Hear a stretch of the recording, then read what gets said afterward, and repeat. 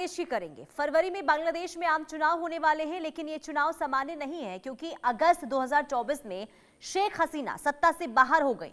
छात्र आंदोलन के दबाव में उन्हें बागडोर छोड़नी पड़ी थी। फिलहाल देश की कमान नोबेल पुरस्कार विजेता मोहम्मद यूनुस की अंतरिम सरकार के हाथ में है, लेकिन यहीं से बांग्लादेश की राजनीति की दिशा बदलती हुई नजर आने लगी। उसके लिए कुछ बयान आपको सुनवाते हैं। सिस्टर्स को इंडिया से अलग कर देंगे Hasnat Abdullah, national citizen party. 7 states landlock है, समुद्र तक पहुंच सिर्फ बांग्लादेश से है। मोहम्मद यूनुस पीएम बांग्लादेश। भारत को कई टुकड़ों में बांटने तक बांग्लादेश को पूरा शांति नहीं मिलेगी। Abdullahil Aman Azmi, retired brigadier general. Anti India forces को एकजुट करके नॉर्थ ईस्ट कैप्चर करें। Abdul Haq, retired colonel. Boycott India campaign चलाओ, भारतीय साड़ी जलाओ। रूहुल कबीर रिजवी, नेता बीएनपी।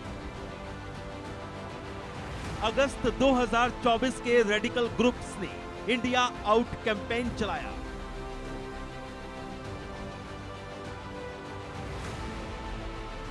क्या ये बांग्लादेश का पाकिस्तानी एजेंडा नहीं है? क्या शेख हसीना के समय तक ऐसे बयान आते थे?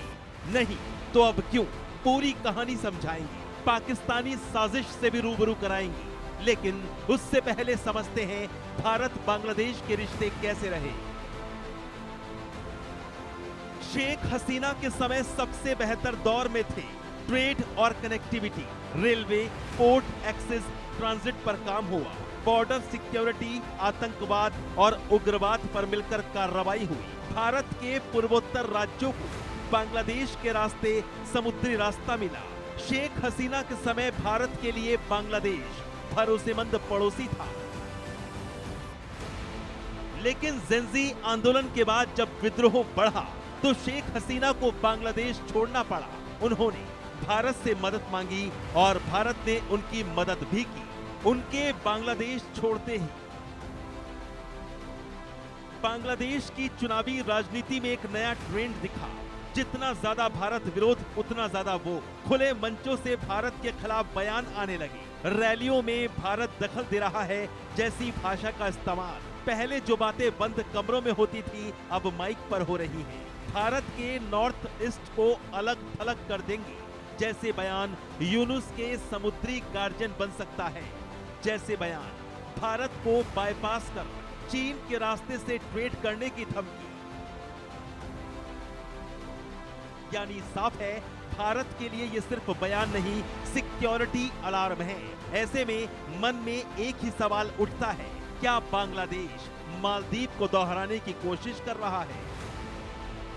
2023 में मोहम्मद मोइजू ने इंडिया आउट कैंपेन चलाया। भारत दखल दे रहा है जैसे आरोप लगाकर चुनाव जीत गए। सरकार बनने पर भारत से पूरी तरह कटना संभव नहीं बोले। बांग्लादेश में भी वही फॉर्मूला दिख रहा है। चुनाव तक भारत विरोध, सत्ता में आने के बाद बैलेंस। भारत बांग्लादेश संबंधों की जड़ें गहरी हैं, लेकिन कांटों से भरी भी। 1971 में पाकिस्तान से बांग्लादेश की आजादी के लिए भारत ने मुक्ति वाहिनी को समर्थन दिया। पाकिस्तान से युद्ध लड़ा, लाखों बांग्लादेशी शरणार्थी भारत आए। ये कह सकते हैं कि बांग्लादेश का जन्म भारत की मदद से हुआ और शेख मुजीबुर रहमान, शेख हसीना के पिता, हमेशा प्रो इंडिया रहे। शेख हसीना के दौर में भी उसी की हमेशा झलक मिली और कुछ धड़ों ने इसे भारतीय दखल के रूप में पेश कर पाकिस्तानी एजेंडे को लागू करने के लिए साजिशें रची। इस साजिश को हवा देने के लिए फरक्का बैराज, तीस्ता जल समझौता, सीमा पर फायरिंग, अवैध माइग्रेशन जैसे मुद्दों को हवा देकर एंटी इंडिया भावनाओं को हवा दी गई। बांग्लादेश में जो राजनीतिक दल हैं उनको भी समझ लीजिए। और रुकते छोटे से ब्रेक के लिए देखते रहिए इंडिया न्यूज।